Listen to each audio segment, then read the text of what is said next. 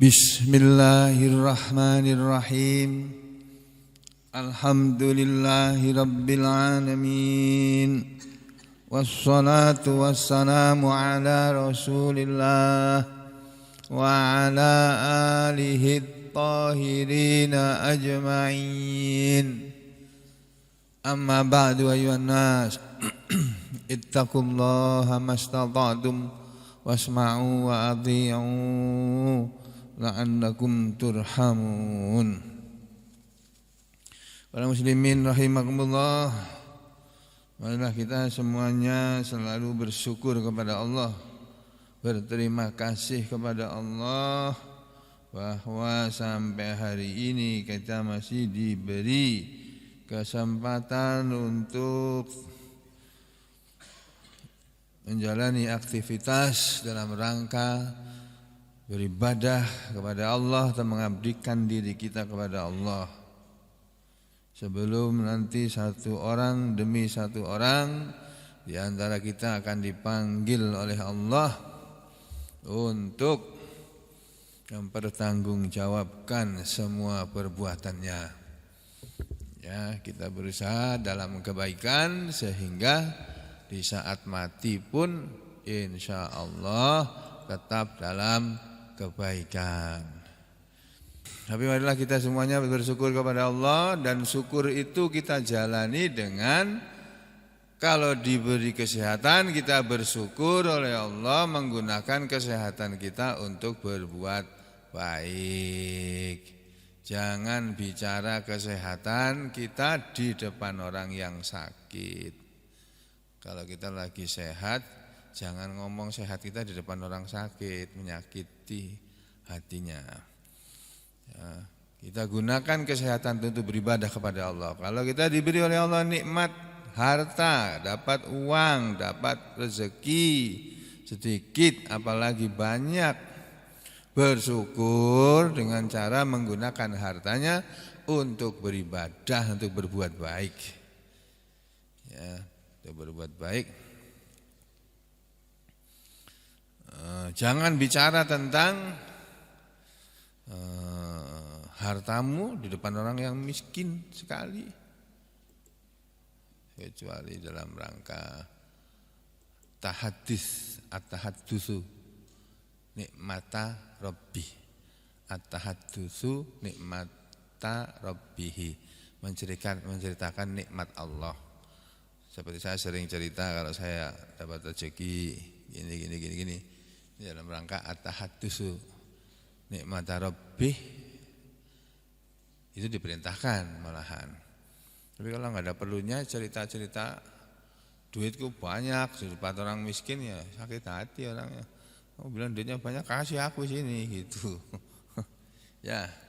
Jadi begitu saudara sekalian, mari kita gunakan kesempatan yang Allah berikan kepada kita untuk selalu berbuat baik, dan kita berusaha untuk tetap berbuat baik dimanapun kita berada. Ya, kita jalani hidup ini dengan beribadah kepada Allah. Kita lanjutkan pelajaran kita di saat ini adalah masih mempelajari kitab tentang janais. Mungkin beberapa 1-2 hari ke depan mungkinlah. Kalau sampai cara menyolatkannya ya agak lama. Mungkin ada di antara kita yang sholat jenazahnya belum tahu. Nah, ini nanti setelah selesai kita bikin filenya, kita kirim ke bapak-bapak, ibu-ibu untuk dihafalkan mana yang perlu dihafalkan. Jadi kita masih bisa tentang bab janais, bab tentang jenazah dari kitab Hadis Nailul Autor yang dianggap sebagai kitab hadis tentang fikih yang cukup besar, lebih besar daripada Fiqhus Sunnahnya karangan orang Mesir itu, Sayyid Sabiq, ya ini tulisannya Imam Asy-Syaukani sebagai penjelasan dari kitab Al-Muntaqo. Wah, ini aslinya kitabnya namanya Al-Muntaqo. Terus di syarah itu dijelaskan. Jadi Al-Muntaqo isinya hadis kayak Bulughul Maram itu loh. Bulanu isinya hadis saja, enggak ada penjelasan apa-apa kecuali sedikit-sedikit aja. Terus nanti ada ulama di belakangnya menulis syarahnya, penjelasannya. Kalau Al-Qur'an tafsirnya namanya. Syarah hadisnya ditulis oleh salah hadis kitab Al-Muntaqa ini ditulis oleh Imam Asy-Syaukani dan diberi judul Nailul Autar. Dan yang ada di hadapan kita ini adalah ringkasan dari kitab hadis Nailul Autar. Karena kalau ditulis semuanya panjang lebar itu. Dan bagi orang yang ingin segera tahu, bosan. Apa nih? Intinya bagaimana gitu loh. Orang kan sekarang sukanya gimana sudah intinya. Nah, ini intinya ini. Bab yang ketiga dari ya, ini bab yang ketiga. Bab yang pertama itu kan babu majaa fi bab yang kedua ya. Yang kita ingatkan dulu bab yang pertama adalah abwabu huslil mayyit. Ini bab-bab. Abwab itu bentuk jamak dari babun, bab. Kalau banyak abwabu. Abwabu huslil mayyit. Bab memandikan mayit. Bab memandikan orang yang meninggal dunia atau jenazah. Ini terdiri dari lagi beberapa bab, yaitu bab yang pertama bab man yalihi, orang yang mendampingi orang yang meninggal untuk memandikan bab orang yang mendampingi orang yang memandikan jenazah. Warifkihi bih, dan bab bersikap lembut dalam memandikannya. Wasatrihi, dan menutupi jenazah itu, menutupinya alaihi, atas jenazah itu. Jadi orang yang memandikan harus tahu bahwa dia mandi harus ada pendampingnya yang nyiramkan air itu. Dia gosok-gosok, siramkan. Paling enggak 2 orang sudah selesai itu. Lebih dari 2 orang lebih bagus. Yang penting tuh ada yang nyirami dan ada yang gosok-gosok. Lah gosok-gosok itu pelan-pelan, jangan seperti gosok lantai kamar mandi. Aduh, mandikan jenazah nyabuni pelan-pelan. Tuh, ya. Kemudian menutupi, dalam waktu mandi itu menutupi jenazahnya, jadi jangan terbuka. Makanya orang-orang sini kan pakai kain ya Pak ya, tutup pakai kain. Ya, terus kemudian ada yang menartikan satrihi ini ya, menutupinya itu menutupi aibnya. Yang dimaksud dengan satrihi alaihi, menutupinya orang yang memandikan jenazah alaihi, atas jenazah itu. Itu pada waktu memandikan jenazah melihat aib dari orang yang kita mandikan itu tidak boleh disebar-sebarkan. Ini bab yang pertama. Yang kedua adalah ini suami istri saling memandikan satu terhadap yang lain. Artinya ketika istri yang meninggal dunia, suami yang memandikan. Ketika suami meninggal dunia, istri yang memandikan. Itu bagusnya begitu, sunnah Nabi. Nah kalau istrinya nggak bisa mandikan, ya udah orang lain, kerabat dari mayit atau anak dari orang yang mati. Anaknya juga nggak tahu cara memandikan, nggak pernah haji, memandikan jenazah nggak bisa. Ya orang kerabatnya, kakaknya mayit atau adiknya mayit yang ngerti cara memandikan jenazah. Semua sekeluargaan nggak ada yang tahu karena nggak pernah ngaji semuanya. Ya sudah, orang lain terpaksa. Tuh, gitu ya. Ini bab yang kedua itu ada beberapa hadis dalamnya, hadis nomor 19, kemudian hadis nomor 20. Nah, bab yang ketiga dari bab tadi itu babu tarki ghusli syahidi wa ma jaa fihi idza kana junuban. Bab tarki, meninggalkannya. Ini bentuk isim ini. Tapi isim fiil tapi jadi isim. Kata kerja tapi diisimkan, dikata bendakan. Jadi kata kerja yang dibendakan dalam bahasa Indonesia. Asalnya kan taroka. Tapi di sini digunakan sebagai isim yang dalam kalimat sebagai mudhof ilaih dari kalimat bab. Ini mudhof, babu tarki ini mudhof ilaih. Jadi menerjemahkannya ya seperti dianggap seperti kata kerja. Babu bab tarki ghusli syahidi, meninggalkannya ghusli syahidi, memandikan orang mati syahid.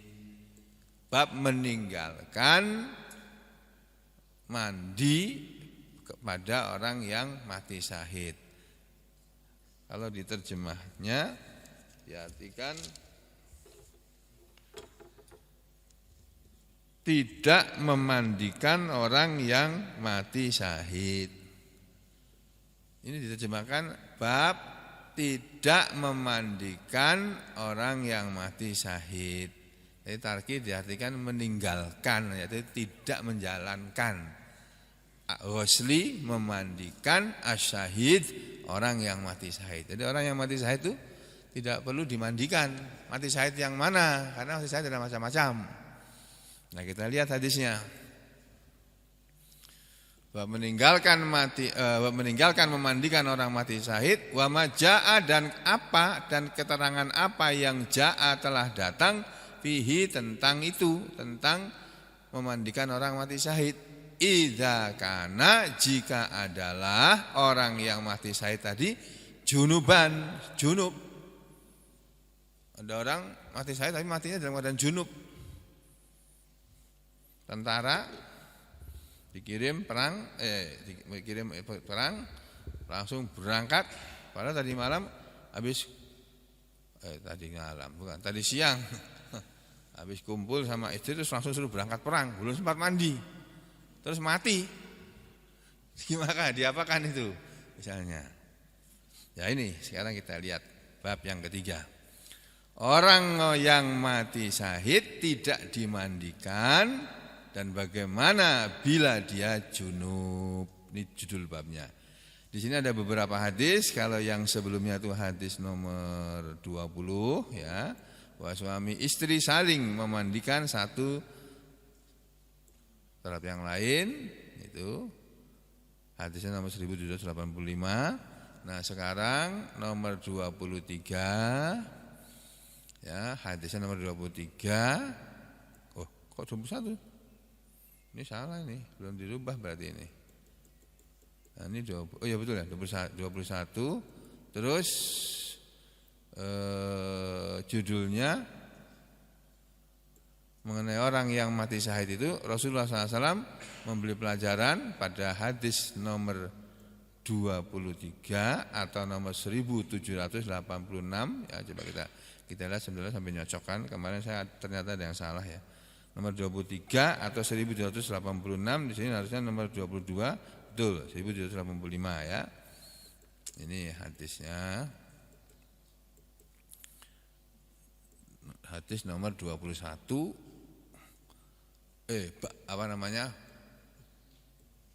Pelajaran yang kita dapat dari kitab ini, yang kita lakukan adalah nomor 21, mengetahui tentang menguburkan dua orang dalam satu liang lahat dan mendahulukan yang banyak hafal Al-Quran.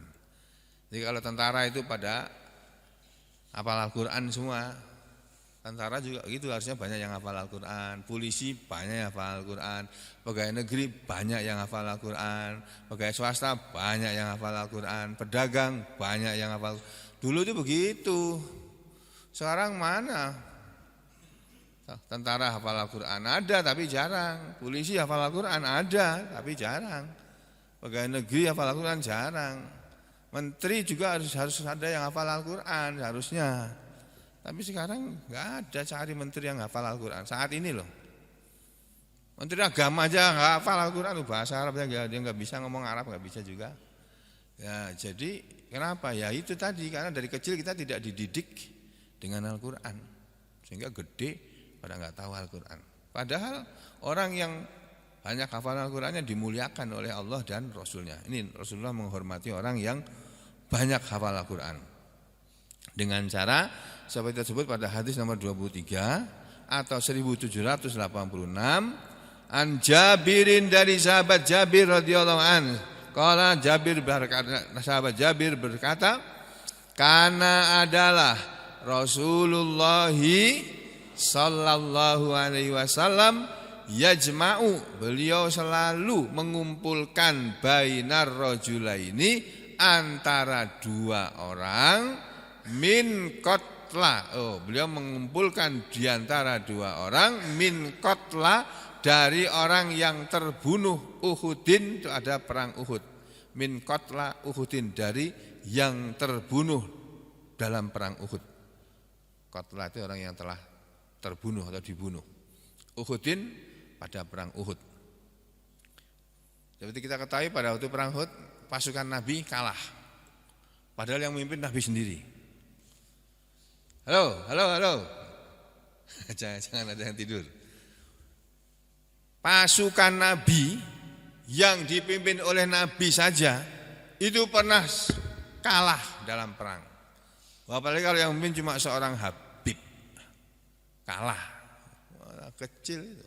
Nabi memimpin perang saja pernah kalah kok.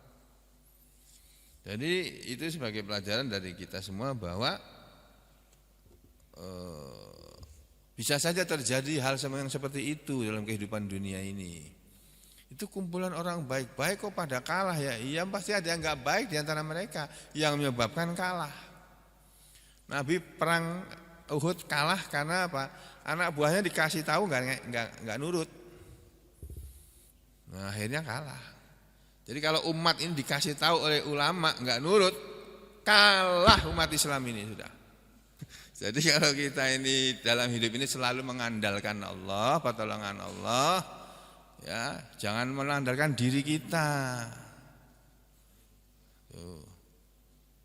Jadi yang diandalkan kita dalam hidup jangan mengandalkan diri kita. Kita boleh berusaha, tapi yang diandalkan jangan usaha kita, jangan. Yang kita andalkan itu pertolongan Allah. Ya Allah, tolonglah ya Allah, saya tolong hamba ini ya Allah, tolonglah saya ya Allah, saya mau berbuat begini, tolonglah saya ya Allah. Gitu loh. Saudara baru berbuat. Dalam bisnis juga begitu, saudara bisnis jangan mengandalkan mentang-mentang saudara ahli bisnis. Ahli bisnis itu berhasil kalau karena kehendak Allah. Kalau enggak berhasil, kalau enggak Allah kehendaki, walaupun ahli bisnis ya tetap aja gagal, bisa gagal. Nah, kembali ke sini. Ya, adalah Rasulullah SAW mengumpulkan di antara dua orang yang mati dalam perang Uhud, fis saubil wahid, dalam satu kain. Jadi dua orang pakai satu kain kafan. Dalam satu kain. Tsumma, kemudian yaqulu, beliau berkata, pada waktu mau mengumpulkan dua orang yang mati syahid dalam satu kain, ya berarti hadis ini menunjukkan orang yang mati syahid dikafani. Kain kafannya warnanya apa? Tidak disebut. Apakah harus putih, apakah enggak putih, enggak ada keterangan di sini. Ya, pokoknya Nabi mengumpulkan dua orang yang terbunuh dalam perang Uhud dalam satu kain. Ini fisaubil wahid, dalam asaubi, kain, al-wahidi, yang satu, dalam satu kain. Tsumma yaqulu, kemudian ketika beliau memasukkan itu, beliau bertanya dulu, ayyuhum aktsaru akhzan lil Qur'an? Ayyuhum, siapa di antara mereka yang aktsaru, lebih banyak, akhzan, mengambil, lil Qur'an, bagi Al-Qur'an? Maksudnya ayyuhum, siapa di antara mereka berdua ini yang aktsaru akhzan, lebih banyak menghafal, lil Qur'an, kepada Al-Qur'an. Ada yang mengartikannya begitu, ya. Saya baca keterangan lain, siapa di antara kedua orang ini yang lebih paham Al-Qur'an? Tuh, yang lebih. Seperti juga hadis itu loh. Ya ummukum akra'uhum, ya ummuhum akra'uhum li kitabillah.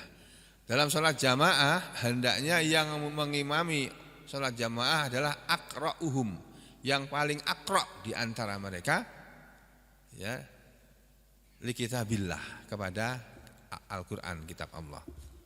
Itu ada dua makna. Satu, ulama mengatakan yang patut jadi imam adalah yang paling banyak di antara mereka jamaah tadi yang hafalan Al-Qur'annya lebih banyak.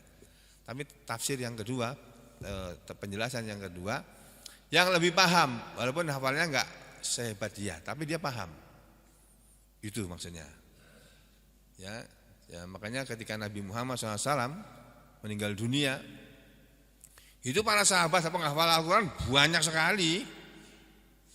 Yang hafal Al-Qur'an luar kepala, sampai tafsir-tafsirnya itu banyak. Tapi kenapa yang dipilih menjadi pemimpin Abu Bakar? Padahal dia tidak disebut oleh Nabi sebagai ahli tafsir. Ya, tidak, Nabi tidak pernah bilang begitu. Kenapa kok Abu Bakar? Namun kemudian sudah itu kenapa Umar? Dan Umar pun ketika dia jadi Amirul Mukminin, ketika dia baca ayat Al-Qur'an, dia ragu-ragu terus tanya sama Ibnu Abbas, Ibnu Abbas, kamu tahu enggak ini tafsirnya apa ayat ini? Itu kan. Jadi bisa saja pemimpin itu hafalannya kalah sama rakyatnya. Tapi pahamnya harus lebih paham. Karena orang yang qori itu Pak, yang pintar-pintar baca Al-Qur'an itu belum tentu paham kepada Al-Qur'an itu. Bacaannya bagus. Lomba menang jadi juara. Tapi ditanya ini ayatnya maksudnya bagaimana? Enggak bisa jelaskan. Banyak yang begitu itu, walaupun ada juga banyak juga yang paham. Jadi yang lebih paham di antara mereka terhadap Al-Qur'an itu yang dimasukkan dulu, diangkat, digotong jenazahnya dari pertempuran tadi, masukkan ke kain lebih dulu. Kemudian setelah itu orang yang kedua dimasukkan dalam kain kafan. Dan Nabi bertanya kepada para pasukan ini, ayyuhum aktsaru akhdan lil Qur'an? Siapa di antara mereka yang lebih banyak mengambil Al-Qur'an? Fa idza, maka ketika usyira, diisyaratkan lahu kepada beliau, ketika para makmum, para tentara menunjukkan kepada Nabi, yaitu ila ahadihima, kepada salah seorang di antara keduanya, qaddamahu, Nabi mendahulukannya. Itu yang itu loh ya Rasulullah, yang ini orangnya yang lebih banyak hafal Al-Qur'an. Jadi saudara, di antara pasukan itu mereka tahu siapa yang lebih banyak hafalan Al-Qur'an, itu para sahabat itu tahu. Itu artinya mereka bergaul akrab erat. Jadi saudara-saudara ini kan saya enggak tahu mana yang paling bagus bacaannya saat ini. Lama kan saya enggak pernah nyuruh baca, dan sekarang pada maghrib saya dengar kan kadang-kadang ada yang ngajak ngulangi bacaan Quran ya pada maghrib ya, Pak Iris ya.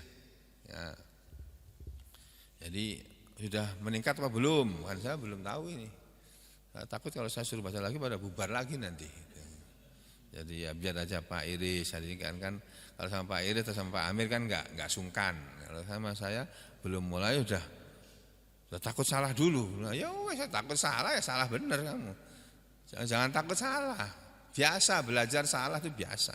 Enggak usah takut salah. Dan Allah pun memaafkan kok.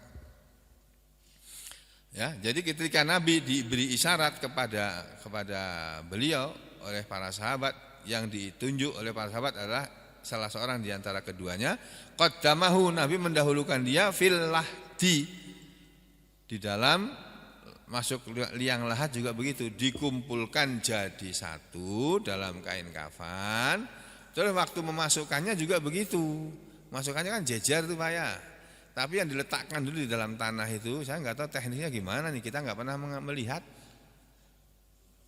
Ini kain, ada orang meninggal, taruh dulu yang hafal Quran, terus habis itu taruh di dalam Quran, terus dibungkus gini kan. Nah, terus dimasukkan, diletakkan lebih dulu yang hafal Al-Qur'an. Tekniknya mungkin begini ya, dipocong gini kan. Nah, terus ditaruhkan yang satu dulu yang paham Al-Qur'an, terus yang satunya di sebelahnya. Atau yang paham Al-Qur'an itu ditaruh di depannya, yang kurang hafal Al-Qur'an taruh di belakangnya, jejer gitu. Wallahu a'lam bishawab, karena enggak ada videonya. Jadi kita tidak tahu. Dan ini mungkin tidak akan pernah kita alami lagi ya hadis ini, kecuali nanti kalau Indonesia perang sama Tiongkok, karena Tiongkok menguasai IKN, nah Indonesia melawan perang. Nah itu mungkin terjadi itu kayak gini, banyak orang mati syahid. Nah, kembali ke sini ya. Nabi memasukkan ke dalam liang lahat pun yang lebih dulu menghafal, yang lebih banyak menghafal Al-Quran. Wa amaro, dan beliau memerintahkan bidafnihim, dengan menguburkan mereka, maksudnya beliau memerintahkan mengubur mereka fi dimaihim, dalam darah-darah mereka. Jadi pasukannya mati masih berdarah-darah, enggak pakai dimandikan. Makanya judul bab tadi kan orang yang mati syahid, ini loh. Orang yang mati syahid tidak dimandikan. Terus dan bagaimana bila dia junub? Ini yang kedua belum. Yang pertama dulu ini. Orang yang mati syahid menguburkan 2 orang dalam satu liang lahat dan mendahulukan yang hafal Al-Quran. Itu kan? Nah, terus Nabi memerintahkan untuk menguburkan mereka dalam darah-darah mereka, dalam keadaan masih kelihatan darahnya, enggak apa-apa. Walam yuhossalu, dan mereka tidak dimandikan, dan tidaklah yuhossalu, mereka dimandikan. Walam yusolla alaihim, dan tidak disolati atas mereka. Ya, orang mati syahid itu tidak perlu disolati jenazah. Mati syahid dalam pertempuran, bukan mati syahid karena COVID atau taun, atau mati syahid karena tenggelam, atau mati syahid karena kejatuhan reruntuhan bangunan di Cianjur sana, itu dan sebagainya. Ya. Itu kalau itu beda. Kalau yang ini mati syahid dalam perang ini dikafani saja, dibungkus kain kafan seadanya, kemudian dikuburkan tanpa dimandikan dan tanpa disolati. Hadis ini rawahu, yang meriwayatkannya Al-Bukhari, Imam Al-Bukhari, wan Nasa'i, dan Imam An-Nasa'i, wa Ibnu Majah, dan Imam Ibnu Majah, wa Tirmidzi, dan Imam At-Tirmidzi, wa sahhahahu, dan Imam Tirmidzi telah mensahihkan hadis ini. Jadi menurut Imam Tirmidzi ini hadis sahih, bahwa Nabi pernah menguburkan 2 orang yang gugur dalam perang Uhud dalam satu kain kafan, dan mereka para jenazahnya dikuburkan tanpa dimandikan dan tanpa disolati. Nah, terus yang nomor 22 yang harus kita ketahui dalam masalah jenazah ini nomornya 22, sedangkan nomor hadisnya adalah nomor 24 urutannya dari kitab jenazah, dan hadisnya nomor lainnya adalah nomor 1787 dihitung dari awal kitab. Tuh. Wali Ahmad, kalau tadi hadis diriwayatkan oleh Bukhari dan lain-lain, Wali Ahmad dan kepunyaan Imam Ahmad, hadis yang diriwayatkan oleh Imam Ahmad bunyinya begini, annan nabiyya, bahwasanya Nabi sallallahu alaihi wasallam qala, telah bersabda dalam hadis yang diriwayatkan oleh Imam Ahmad.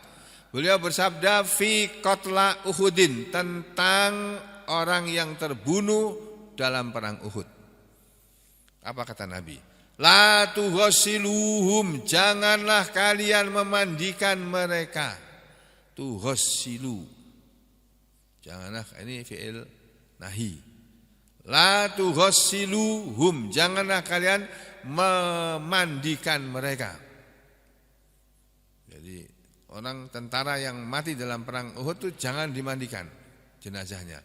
Fa inna, karena sesungguhnya, kata Nabi, kenapa tidak dimandikan? Karena sesungguhnya kulla jurhin, semua luka dalam perang Uhud itu yang diderita oleh para tentara, au kulla damin, atau setiap darah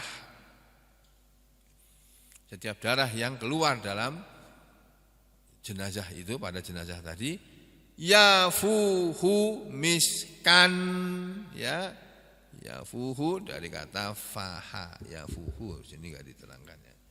Jadi berbau miskan, kasturi, berbau, akan meniupkan bau harum. Ya, yaumal kiamati, pada hari kiamat. Walam yusolli, dan tidak disolati alaihim, atas mereka. Hadis yang kedua nomor 23, nomor 24 ini menerangkan bahwa jenazah tentara yang mati dalam perang Uhud tidak dimandikan dan tidak disolati, hanya dikafani saja.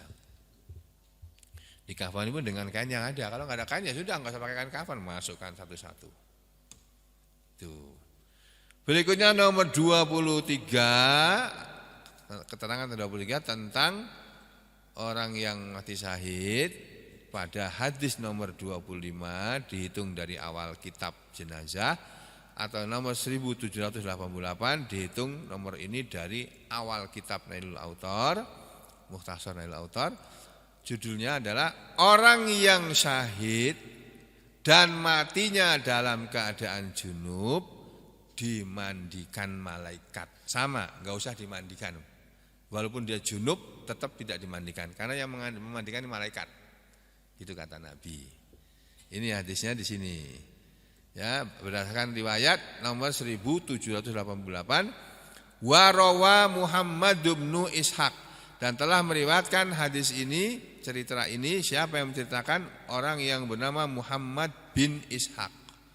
Fil Maghazi, tentang pertempuran, tentang peperangan. Riwayat ini bi isnadin, diriwayatkan dengan sanad an Asim ibni Umar, dari orang yang bernama Asim bin Umar ibni Qatadah, anak laki-lakinya Qatadah, an Mahmud bin Labid, dari seorang rawi para yang termasuk sahabat Nabi yang bernama Mahmud bin Labid. Mahmud bin Labid sahabat Nabi ini bercerita, annan nabiyya, bahwasanya Nabi sallallahu alaihi wasallam qol, Nabi pernah bersabda, inna sahibakum, sesungguhnya sahabat kalian ini yang telah gugur dalam perang ini, yang gugurnya dalam keadaan junub ini, la tuhassiluhu, sungguh akan memandikan dia, al malaikatu, para malaikat. Siapa yang ditunjuk oleh Nabi orang yang mati dalam keadaan junub ini?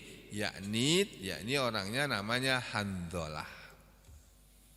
Handolah ini orang yang pernah ngomong sama Nabi gini, ya Rasulullah, kalau kami sedang mendengar engkau mengajari agama kepada kami ini, sedang memberi wasiat, sedang memberi wejangan, sedang memberi nasihat, sedang pengajian, rasa-rasanya kami tidak perlu kepada dunia lagi ya Rasulullah. Kami segera kepingin ketemu dengan Allah di surga sana ya Allah. Tapi nanti kalau kami sudah pulang ke rumah ya Rasulullah, lupa kami semua ini ya Rasulullah. Lupa sama akhirat. Ingat dunia, senang-senang dengan anak, senang-senang dengan cucu, pergi ke mall kalau kita sekarang. Lupa sama akhirat ya Rasulullah. Gimana kami ini ya Rasulullah? Apa jawab Nabi? Beliau tidak menyalahkan. Sa'atan wa sa'atan ya Handalah, itu. Sesekali saja wahai Handalah, enggak apa-apa. Kamu pergi ke mall enggak apa-apa. Kalau ada perlu. Kalau enggak ada perlunya ya enggak usah. Wah, apalagi di mall masih musim Natal nanti sudah isinya hiasan Natal semua. Ya, kamu perlu apa?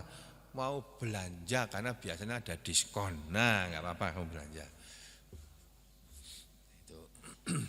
Ya, itu kalau punya duit Pak. Kalau nggak punya duit nggak usah ke mall, ke situ, pasar sejumput itu aja, atau ke PPM situ. Gitu.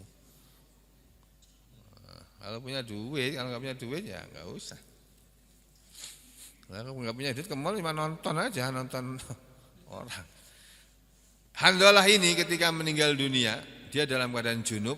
Fasa'alu ahlahu, ketika Nabi mengatakan, sesungguhnya sahabat kamu ini, sahabat kalian ini, sungguh akan memandikan dia para malaikat. Malaikatlah yang akan memandikan dia. Ya, ini Handalah. Fasa'alu, lalu mereka bertanya, lahu, kepada keluarganya. Ma sa'nuhu, bagaimana keadaan dia? Ya Rasulullah. Maksudnya mereka para sahabat ya menanyai kepada Nabi tentang keluarga keluarganya Handolah ini atau Handolah ini. Ma sa'nuhu, bagaimana keadaan dia ya Rasulullah? Terus dikatakan fasu'ilat sahibatuhu. Jadi Handolah ini gimana keadaannya? Fasu'ilat, lalu ditanyailah. Siapa yang ditanyai? Sahibatuhu, istrinya Handolah. Keadaan dia bagaimana? Istrinya faqalat, lalu istrinya menjawab. Orang Islam itu orangnya polos, Pak. Istrinya ditanya, gimana dia waktu keluar perang tadi? Istrinya menjawab begini, kharaja, dia tadi keluar rumah. Wa huwa junubun, padahal dia masih junub, belum mandi tadi. Itu. Paham maksud saya? Ya. Jadi lalu dia masih dalam keadaan junub, hina ketika sami'a, dia mendengar al-ha'i'ah, huru-hara perang. Jadi waktu terjadi huru-hara perang tadi itu dia masih junub itu. Orang baru kumpul sama aku gitu. Polos. Faqala, maka bersabdalah Rasulullah sallallahu alaihi wasallam, lidzalika ghasalathul malaikatu. Karena itulah yang memandikan dia adalah para malaikat. Jadi kamu enggak usah mandikan dia, jenazahnya langsung aja dikubur. Kasih kain kafan kalau ada, kalau enggak ada ya dikubur dengan pakaiannya. Terus enggak usah dimandikan, enggak usah disolati, masukkan ke liang kubur. Nah, ini sebagai ilmu saja Pak, karena kita mungkin enggak akan mempraktekkan ini dalam kehidupan sehari-hari. Karena enggak ada di antara kita yang sekarang ini mati syahid, enggak ada. Mati syahid karena perang loh ya. Berikutnya nomor 24 yang harus kita ketahui dalam masalah jenazah adalah hadis nomor 26 atau nomor 1789 ya. Tadi nomor 25 1788. Sekarang hadis nomor 26 atau 1789. Ini menceritakan tentang orang yang syahid tapi terbunuhnya oleh dirinya sendiri. Loh, kok bisa? Nah, nanti kita lihat ceritanya. Ada orang mati dalam pertemuan tapi karena kesalahan dia sendiri, karena seperti orang bunuh diri gitu. Itu dikafani tanpa dimandikan dan disolati. Itu menurut hadis nomor 26 atau 1789.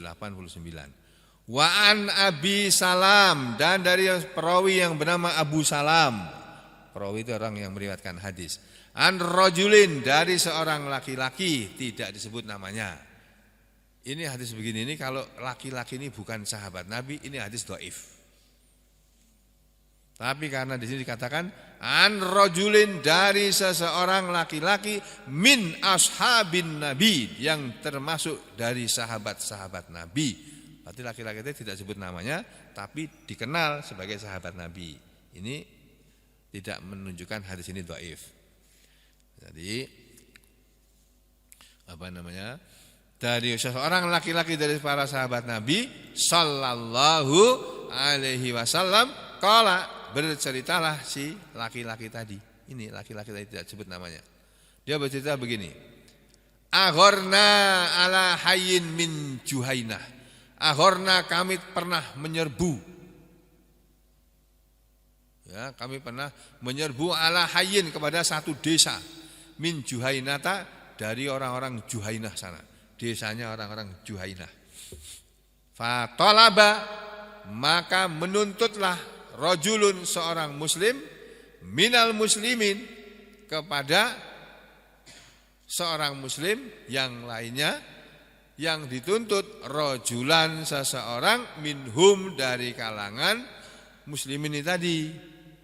Fadharabahu, lalu dia memukulnya, membunuhnya maksudnya. Fa'akhta'ahu, ternyata dia keliru.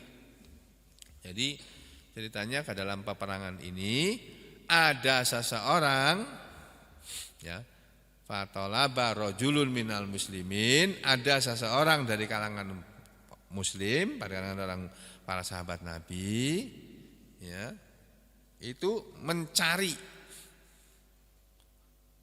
rajulan, seorang laki-laki, minhum, dari kalangan mereka, dari kalangan ini penduduk Juhainah ini, penduduk desa Juhainah. Dicari ini, mana ini orang Juhainah ini? Mau ku bunuh dia dalam perang itu. Fadarabahu, lalu dia mau ngayungkan pedangnya. Ternyata pintar nih yang mau dibunuh ini. Meleset, Pak. Fa'ahu, lalu dia menyalahinya, maksudnya tidak tepat membacoknya. Wa asoba, dan menimpa nafsahu, dirinya sendiri. Dia sendiri yang kena bacok. Akhirnya karena bacok sendiri mati. Mau bunuh orang tapi malah dia sendiri yang mati. Ya. Lalu bagaimana? Para sahabat bingung. Ya Rasulullah, ini kejadiannya begini ya Rasulullah. Dia meninggal bukan karena mati dibunuh oleh musuh, tapi dia membunuh dirinya sendiri. Mau bunuh orang itu, orang Juhainah itu tadi. Terus dia kena senjatanya sendiri.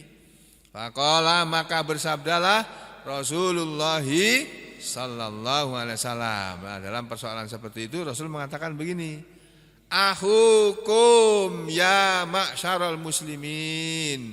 Dia itu saudara kalian, wahai kumpulan orang-orang yang muslim. Itu tetap saudara kalian, tetap muslim dia. Fabtadarohun nasu, fabtadarohu, maka berebutanlah atau bersegeralah, beramai-ramailah kepada jenazah tadi, an-nasu, orang banyak. Maksudnya mereka bersegera mencari jenazahnya tadi itu. Itu ya Rasulullah, tadi saya dengar ada orang mati dia, tapi dia mati karena terbunuh oleh pedangnya sendiri. Terus bagaimana? Itu saudara kalian itu. Ya, itu tetap saudara kalian, bukan musuh itu, tetap orang kita itu.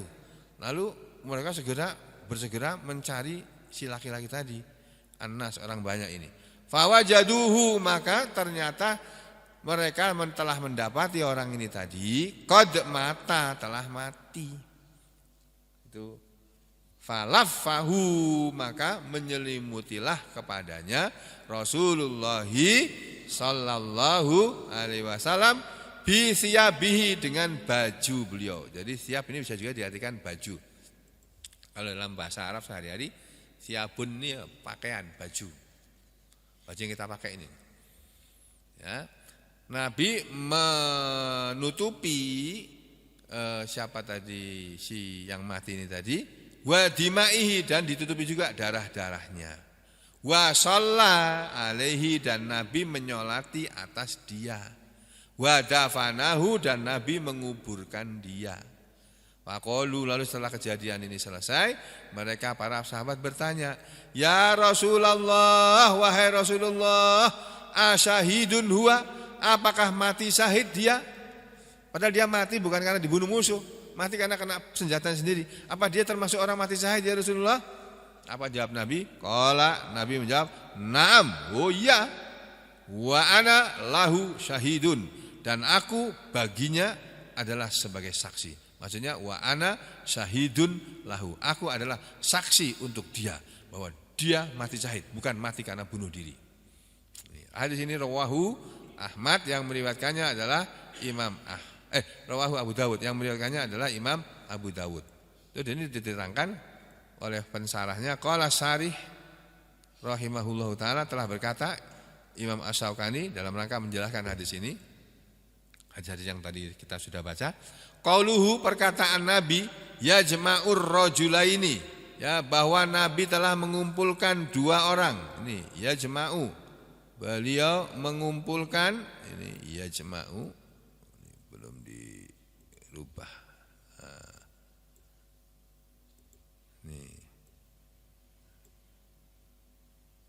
Yajma'u bainar rajulaini, Nabi mengumpulkan di antara dua orang dalam satu kain kafan atau dalam satu liang lahat.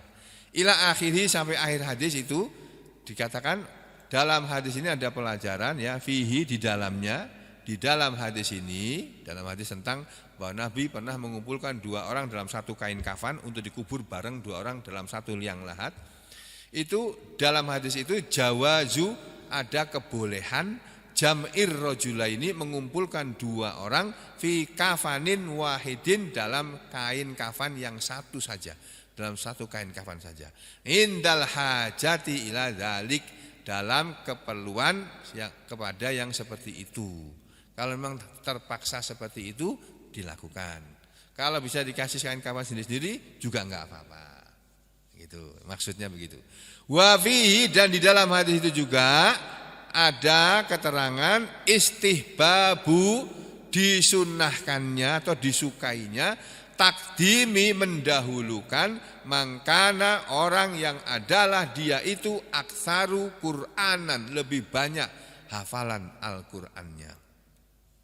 Jadi ada orang meninggal dunia bareng itu ketahuan, oh ini yang paling banyak hafalan Al-Qur'annya, dia yang duluan dimasukkan ke liang lahat sebagai penghormatan. Ya. Wa misluhu, dan yang semisal dia sairu anwa'il fadhail, berlakulah seluruh macam-macam al-fadhail, keutamaan kiasan yang diambil secara kias. Jadi dikiaskan bahwa kalau orang yang mati syahid itu banyak, dan diantara mereka ada yang paling banyak hafalan Al-Qur'annya, dia yang lebih dulu dimakamkan. Jadi lebih dulu dikuburkan. Yang lainnya dibelakangkan.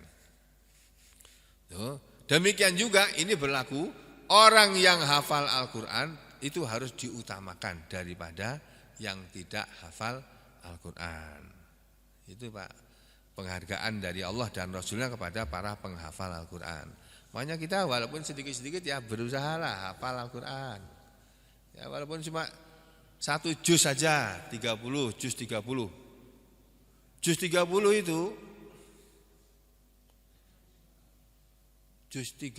itu Pak ya, aduh saya enggak bawa bukunya. Saya telah mendengarkan rekamannya anak-anak itu. Juz 30 itu terdiri dari kalau enggak salah ya, agak lupa ingat, antara 200 sampai 500 ayat loh. Ratusan ayat itu. Padahal kalau kita baca sama juz 29 jadi lebih dari 1000 ayat itu. Sehari saja kita baca 1000 ayat. Saudara termasuk adz-dzakirin wadz-dzakirat. Yang sebutkan dalam Al-Qur'an surat Al-Ahzab. Innal muslimina wal muslimati wal mu'minina wal mu'minati wal, dan seterusnya, wadz-dzakirinallaha wadz-dzakirat, dan seterusnya itu loh ya. A'addalahum ajruhum inda rabbihim, dan seterusnya ya. A'addalahum maghfiratan wa ajran inda rabbihim, atau kama qala Allah Ta'ala. Jadi ini dalam seluruh keadaan tentang keutamaan diberlakukan kias, bahwa orang yang banyak hafalan Al-Qur'annya itu hendaknya didahulukan dalam kehidupan sehari-hari. Jadi kalau ada pembagian, ada pemberian apa gitu, cari dulu yang hafal Quran, mana ini, sini maju ke depan, kasih hadiah gitu. Lebih dulu daripada yang tidak banyak hafalan Al-Qur'annya. Misalnya begitu. Kalau ada pesta rakyat. Kemarin waktu Jokowi mantu itu macet Solo. Masya Allah, dia tutup Jalan Selamat Riyadi dari timur ke barat . Saya yang punya rumah itu loh, mau masuk kampungnya jadi nggak bisa, karena seluruh kampung itu dijadikan tempat parkir Pak. Parkir kendaraan motor, sepeda motor tuh. Anak-anak kampung ini dapat rezeki. Masya Allah. Konon ada Ustadz Adi Hidayat diundang juga itu, dan disuruh mimpin doa. Ustadz Adi Hidayat diundang presiden itu langsung, ya, untuk memimpin doa, tapi dia kalangan para ulama yang hadir di situ. Nah, kembali ke sini ya. Orang yang yang mati syahid, yang di dalam hadis tadi dikatakan walam yughassalu, dan mereka tidak dimandikan. Fihi, dalam hadis tersebut dalilun, ada dalil petunjuk ala kepada anna syahid, bahwa orang yang mati syahid la yughassalu, tidak dimandikan. Wa bihi, dan dengan itulah qala telah berpendapat al-aksar kebanyakan ulama. Wa qad istadalla dan sungguh para ulama berdalil bi hadisi dengan hadis Handalah, hadisnya Handalah tadi yang mangqala di mana beliau dikatakan innahu yughassalus syahid idza kana junuban. Jadi ada orang yang berpendapat innahu sesungguhnya yughassalus syahidu tetap dimandikan juga asyahid orang yang mati syahid idza kana junuban kalau dia junub. Jadi ada yang berpendapat dengan hadis ini tapi pendapatnya beda. Tadi hadis ini alhamdulillah mengatakan mati dalam keadaan junub tadi ya, mati syahid tidak dimandikan oleh Rasulullah. Terus keluarga tanya, itu yang mandikan malaikat kata Rasulullah. Nah, tetapi ada orang berpendapat juga orang yang mati syahid tetap dimandikan kalau dia junub. Wabihi dan dengan itulah dengan pendapat ini qala telah berpendapat telah berkata Imam Abu Hanifah. Jadi pendapat Imam Abu Hanafi, Imam Hanafi itu seperti itu mazhab Hanafi, orang yang mati syahid tentara tapi junub tetap dimandikan. Wa qala Syafi'i dan telah berpendapat Imam Asy-Syafi'i wa Malikun dan Imam Malik wa Abu Yusuf dan Imam Abu Yusuf la yughsalu tidak dimandikan. Nah, dalam fikihnya beda nih. Fikih Syafi'i sama fikih Maliki sama fikih Hanafi. Terus perkataan lagi, falafahu Rasulullah sallallahu alaihi wasallam bi thiyabi wa dimaihi, maka Rasulullah sallallahu alaihi wasallam menyelimuti jenazah orang yang mati syahid tadi dengan kainnya, dengan kain Nabi, wa dimaihi dan darah-darahnya si Handalah tadi. Nah, kata Imam Asy-Syaukani, zahir hadis ini annahu lam yughsilhu, bahwasanya orang yang mati syahid itu tidak memandikan dia, ya, Nabi tidak menyuruh memandikan dia, wala amara bi ghuslihi dan Nabi tidak menyuruh memerintahkan memandikan jenazah tadi. Fayakuna maka jadilah min adillatil qailin, ini sebagai dalil dari para orang-orang yang berpendapat bi anna syahid, bahwasanya orang yang mati syahid la yughsalu tidak dimandikan. Wa huwa yadullu ala, dan dia juga menunjukkan kepada anna man qatala nafsahu, bahwa orang yang telah membunuh dirinya sendiri fil ma'rakati dalam pertempuran itu, tapi khotoan karena dia meleset membacok orang lain kena dirinya sendiri terus mati. Hukmuhu, hukumnya dia adalah hukmu sama dengan hukum mangqatalahu ghairuhu, orang yang telah membunuh dia orang selain dia. Jadi sama hukumnya dengan orang yang terbunuh. Fi tarkil husli, dalam soal tidak dimandikan. Wa shalla alaihi, perkataan Nabi dan Nabi menyolatkan atas dia. Fihi, dalam hadis ini isbatus sholati ala syahid, ada keterangan tentang diperbolehkannya menyolati kepada orang yang mati syahid. Ya, ini orang yang mati syahid dalam keadaan junub tidak dimandikan tapi tetap disolati. Wa sayatil kalamu ala dzalik, dan akan datang penjelasan terhadap yang demikian itu di belakang nanti. Terus berikutnya apa? Habis. Berikutnya tata cara memandikan jenazah. Dan nanti terdiri dari memandikan jenazah wanita, bagaimana caranya ya. Insyaallah kita sambung besok pagi insyaallah. Aqulu qauli hadza astaghfirullah li wa lakum. Allahumma taqabbal minna innaka antas samiul alim wa tub alaina innaka antat tawwabur rahim. Wa sallallahu ala Muhammadin wa ala ali Muhammad walhamdulillahi rabbil alamin.